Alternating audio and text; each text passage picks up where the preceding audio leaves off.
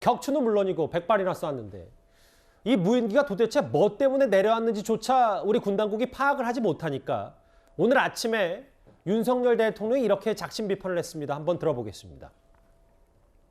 지난 수년간 우리 군의 대비 태세와 훈련이 대단히 부족했음을 보여주고 더 강도 높은 대비 태세와 훈련이 필요하다고 하는 것을 여실히 확인해 준 그런 사건이었습니다. 지난 2017년부터 드론에 대한 대응 노력과 이런 훈련 또 전력 구축이 제대로 되지 않고 훈련을 아주 전무했다고 하는 것을 보면 참 북한의 선의와 군사 합의에만 의존한 대북 정책이 얼마나 위험한 것인지 우리 국민들께서 잘 보셨을 거라고 생각합니다. 북한의 주요 군사 시설을 감시 정찰할 드론 부대 창설을 계획하고 있었습니다만은 어제 그 사건을 계기로 해서 드론 부대 설치를 최대한 앞당기겠습니다. 우리 군을 향해서 윤 대통령이 비판 메시지를 냈어요. 훈련이 대단히 부족했음을 보여주는 것이다.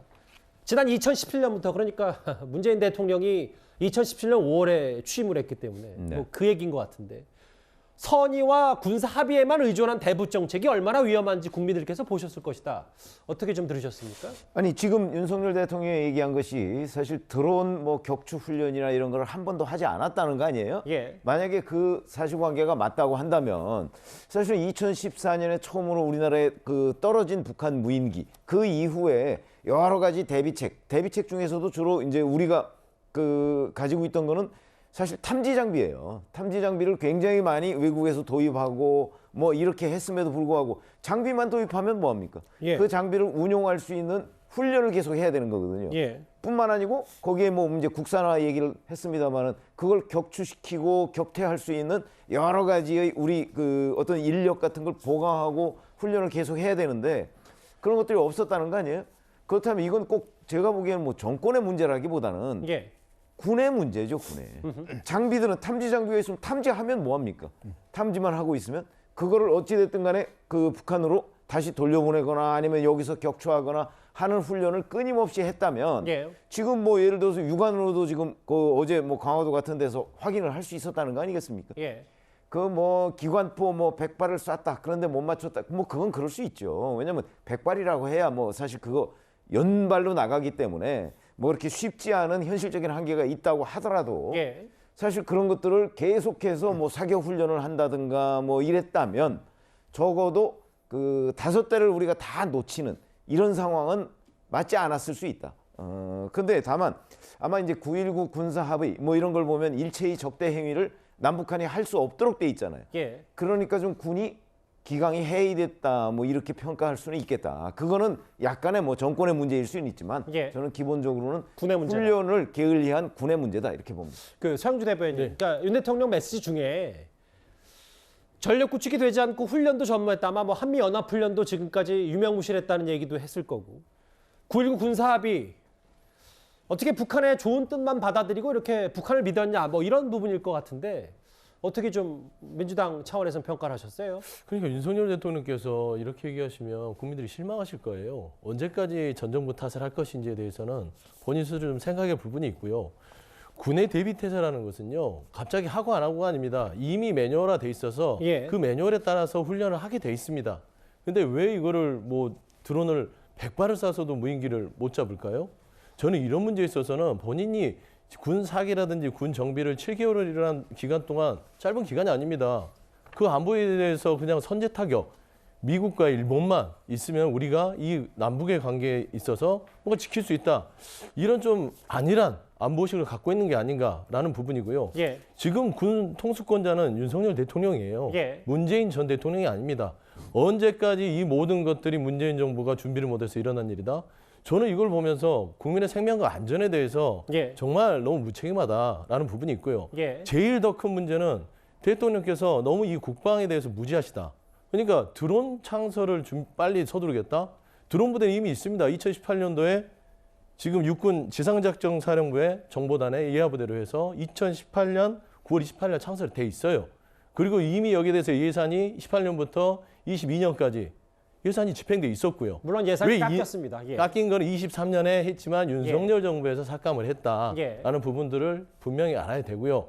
그러니까 드론 부대가 이미 있음에도 불구하고 국민들 앞에서 드론 부대 없다? 예. 이런 지식을 가지고 있다는 자체가 이미 이런 대응 능력에 있어서부터 안보에 구멍이 뚫릴 수밖에 없다라는 측면들을 스스로 돌아보셨으면 좋겠다라고 말씀드리고 싶습니다. 뭐 드론 부대가 있고 없고의 문제도 중요하겠지만 결국은 뭐 일명 드론, 무인기라고 부르는 부대에 대해서 대응을 좀 더 강조하겠다. 뭐 윤 대통령의 이런 메시지도 뭐 그렇게 동시에 해석될 수 있는 거니까요. 여기서 조금 더 얘기를 하면 예. 그러니까 설령 문재인 전 정부에 탓을 하고 싶다 하더라도 예. 그러면 무인기 5대가 이 대한민국 서울 상공을 평양 영공처럼 돌아다니게 놔뒀단 말입니다. 농락 당했어요. 예. 그때 윤석열 대통령 뭐 하셨습니까? NSC 한번 열었습니까? 당시에 이병기원 데리다가 지자체장들 단체 국민의힘 지자체장들이랑 함께 이상민 예. 장관이랑 망년회를 했어요. 이런 태도가 잘못된 것이지 알겠습니다. 문재인 예. 정부의 탓이다. 이런 모습들은 참 옳지 않다 말씀드리고 싶습니다. 그 서대변인이 말씀하셨던 부분이 여기 뭐 그래픽에도 좀 담겨 있는데 이현정 의원님, 네. 뭐 안보에 구멍이 났는데 대통령실은 NSC 열지 않고 정부가 국민 안위에 무관하고 관심이 없다는 걸 보여준 것이다. 뭐 이렇게 얘기했는데 좀 어떻게 받아들이세요? 일단 이 문석열 정부도 저는 책임이 분명히 있다라는 생각이 듭니다. 예. 왜냐하면 이런 어떤 부족한 점들을 과연 국방부나 합참이나 국가안보실에서 이 문제를 그동안 어떤 준비를 해왔는지 이런 점검을 해왔는지 지금 좀 전에 우리가 했지만 탐지 자산은 확보되어 있지만 실제로 지금 이거를 포획할 수 있는 또 타격할 수 있는 장비는 없었단 말이에요. 예. 자, 이게 이제 9.19 군사합의 2018년도에 맺은 걸 보면 여기 보면 무인기를 서로 간에 어떤 15km, 서부 지역은 10km 여기서 운영을 못하도록 되어 있었습니다. 자, 이러다 보니까 이걸 믿고 그냥 우리 쪽에서는 준비를 안 한 거예요. 예를 들어서 이렇게 서로가 무인기를 운영 안 하다 보니까 북한은 나름대로 무인기 개발을 그동안 계속 해왔고 우리는 이 부분에 대해서 그냥 9.19 군사합의가 지켜지려니 하고 실질적으로 준비를 안 해온 겁니다. 바로 그러한 지점이 실제로 문재인 정부에서 분명히 잘못한 것이죠. 예. 더군다나 지금 이 김병주 지금 더불어민주당 의원 사성장군 출신입니다. 그러니까 이분이 지금 보면 남 탓하지 말고 본인이 군 통수권자인 행정부 수장을 명심하게 바란다 이렇게 질타를 했는데 예. 자 이분도 2017년, 2019년도에 한미연합사 부산행원을 했습니다. 예. 자 그렇다면 이 시점에 군이 어떤 준비를 했는지 본인도 책임이 있는 거 아니겠습니까? 저는 이 문제는 윤석열 정부는 책임이 없다 이렇게 넘어갈 수는 없습니다. 예. 지금 분명히 이종섭 장관이나 그다음에 이 국가안보실이나 국방장관이요. 예. 이런 7개월 동안 이런 드론기 공격에 대해서 우리가 그동안 보면 F-35 이런 것만 막 했지만 실제로 이렇게 어떤 취약한 이런 드론 공격에 대해서 어떻게 대응할지 그런 준비가 돼 있는지 예. 과연 그런 부분에 대해서 우리가 어떤 점검을 했는지 저는 분명히 짚어야 된다고 봐요. 그렇지만 좀 더 근본적으로는 지난 2018년 그 9.19 군사합의 이후에 실제 우리가 방기하고 실제 연습을 안 하고 이런 측면도 분명히 있다. 이 점을 반드시 지적하고 싶습니다. 지난 2017년부터 문재인 정부의 훈련이 부족했고 대응이 미숙했다라는 부분을 윤 대통령이 얘기를 하고 있는데 근데 이 부분은 좀 전 정부와 다른 거 아니냐는 부분이 정 교수님. 일단 우리 대통령실 혹은 우리 군이 군사 분계선을 넘어서 북한에 상응 조치했다. 그러니까 정찰기본에서 촬영시켰다. 이거는 이번이 처음 있는 일은 맞습니까? 뭐 없지는 않았을 건데 공식적으로 확인해 준 거는 처음 있는 일이죠. 예. 그런데 이것도 뭐 비례성 원칙에 따라서 했다라고 하는 건데, 예. 근데 비례성 원칙이라고 하는 것도 사실은 타격의 그 효과를 좀 질적으로 좀 봐야죠. 양적으로는 어제 비례적으로 한 게 맞긴 맞습니다. 근데 네. 질적으로 따져봤을 때 과연 이제 북한이 정말 우리 뭐 정찰 자산이 가서 왔다 갔다 했다고 해가지고 정말 우리처럼 이렇게 놀래고 재난 문자 보내고 그런 피해를 입을 만한 상황이었을까? 위협감을 느낄 만한 상황이었을까? 그거 생각해 보면 아닐 것 같거든요. 그러니까 질적인 차원에서 봤을 때 이게 비례성 원칙에 맞게 했는가라고 예. 하는 거에는 약간 좀 의문의 여지는 좀 있습니다. 좀 더 강하게 써야 된단 말입니까? 예. 북한에게. 예. 예, 지금 뭐 다른 시기든 간에 어쨌든 조금 더 강한 메시지, 행동들이 좀 필요했을 건데 이미 좀 시간은 조금 보낸 것 같아요. 오늘 뭐 합참에서 이제 대국민 이제 사과를 좀 하고 이제 이렇게 나왔는데 예. 북에 대해서도 사실 지금 말밖에 할 수 있는 게 없죠. 안 그렇다고 해서 뭐 이게 뭐 질적으로 조금 우리가 뭐 그런 효과를 좀 내보자 하라고 해가지고 실제로 뭔가 타격을 하기에는 여러 가지 좀 정치적 부담이 사실 좀 많은 게 사실입니다. 그럼에도 불구하고 이제 어제 했다라고 이제 밝히고 어쨌든 뭐 군에서는 좀 열심히 좀 하고 있긴 한데 이게 그만큼 우리가 더 잃을 게 많다라고 하는. 우리는 정상 국가고 북한은 예. 그렇지 않기 때문에 그렇죠. 그 부분 말씀하시는 거잖아요. 그러니까 예. 무인기 한 대 내려왔다고 해서 우리는 민가표로 우려하니까 격추를 뭐 공격적으로 할 수 없는 부분이 있는데 우리가 똑같이 보냈다고 하더라도 뭐 거기서 아무리 촬영을 찍혔다고 하더라도 그 부분은 또 북한의 피해는 우리만큼은 아닐 테니까 그 말씀하시는 거죠? 예, 그렇죠. 우린 뭐 이송이 있으니까 뭐 정찰기 가서 찍을 필요는 사실은 없어요. 그런 걸 북도 뻔히 알고 있기 때문에 여기서는 조금 더 이게 두 가지 선택지가 있죠. 뭐 그럼 강하게 행동을 하든지 예. 아니면은 약간 평화 진작책을 하면서 좀 긴장 완화책을 쓰든지 이거 두 개 중에 지금 좀 굉장히 좀 고심해야 될 중대 고비인 것 같습니다. 이제 이번에는 글쎄요, 뭐 김정은이 앞으로도 미사일 도발보다 무인기 도발이 좀 더 효과적으로 판단할 수 있기 때문에 앞으로 무인기가 또 언제 내려올지 알 수 없을 겁니다. 흔히 드론이라고도 불리는 이 무인기, 북한은 1000여 대 정도를 보유한 것으로 추정이 됩니다. 과거 사례도 저희가 한번 영상으로 모아봤습니다. 무자비하게 쓸어버릴 백두산 혁명 강군의 소리 신념과 의지를 힘있게 과시하며 기계와 통제들의 흐름이 고무당당히 이어지고 있습니다. 우리 군은 지난 2014년 북한 무인기 침투 사건 이후 방공작전 태세를 보완하고 대응 전력을 적극 보강해 나가고 있습니다. 북한에 무인기로 편성되어 있는 부대가 북한에 돼 있습니까 지금? 그에 대응하는 우리 공군의 부대는 편성이 돼 있나요?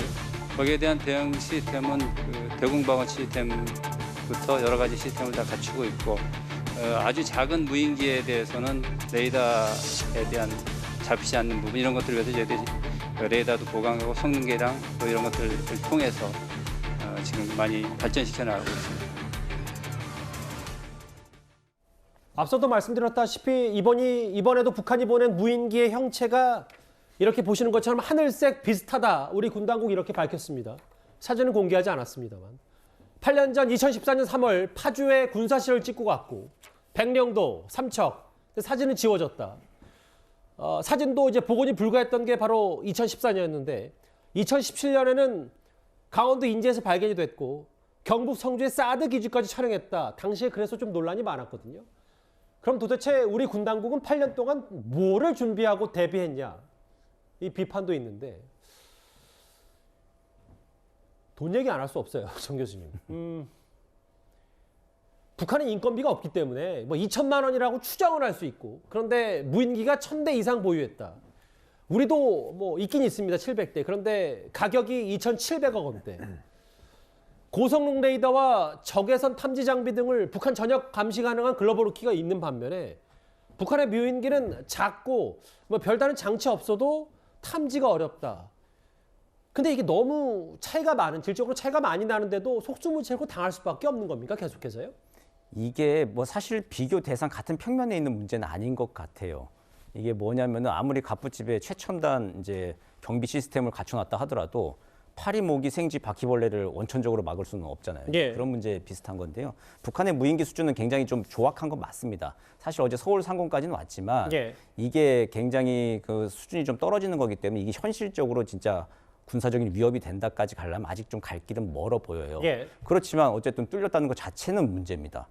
이제 그런 문제에서 우리가 비교해보고 자꾸 이렇게 좀 예민하게 반응을 좀 하긴 하는데 예. 근데 이제 중요한 건 저렇게 무인기 조그만 거를 뚫리는 것도 막아낼 수 있는 시스템을 북한보다 더 빨리 만들어야 되는 건 맞죠. 예. 아까 제가 뭐 갑부집의 최첨단 경비 시스템 말씀드렸는데 파리, 모기 들어오는 거 막으려면은 최첨단 경비 시스템이 아니라 뭐 위생 시스템, 살충 시스템을 또 따로 갖춰야 되는 것이잖아요.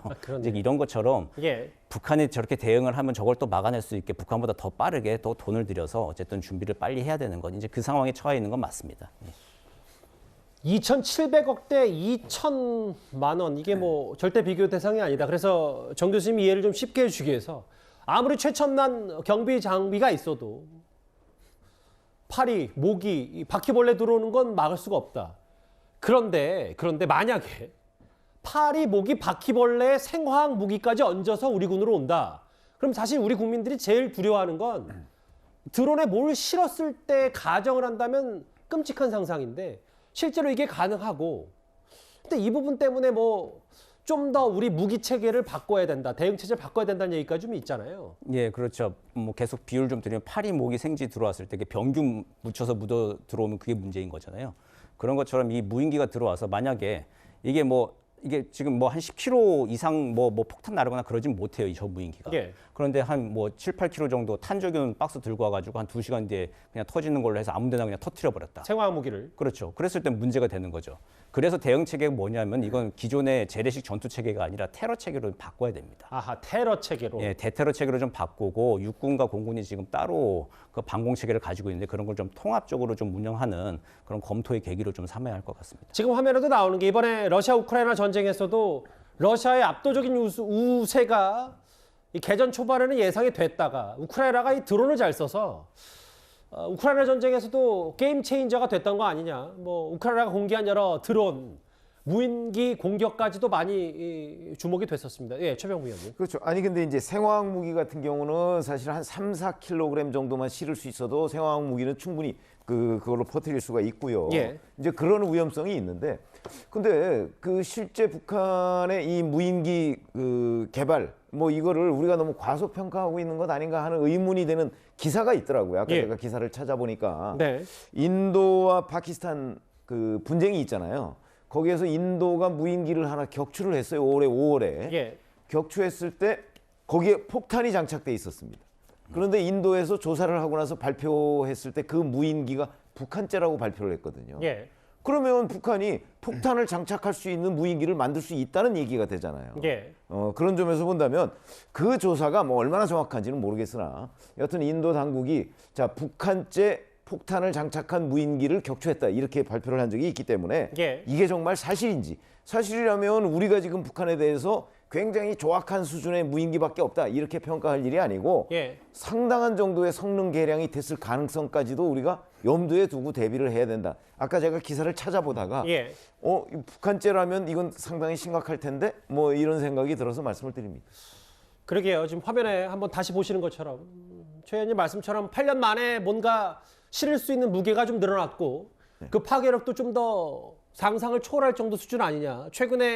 가장 최근에 현재도 이어지고 있는 러시아 우크라이나 전쟁에서도 이 드론이 뭔가 전시상에서 큰 역할을 하고 있기 때문에 단순히 5대 중에 한 대만 우리 영공 돌아다녔고 용산 대통령실 찍었는지는 아니다. 뭐 이렇게 판단할 게 아니다라는 뭐 네 분의 공통적인 얘기도 하셨는데요.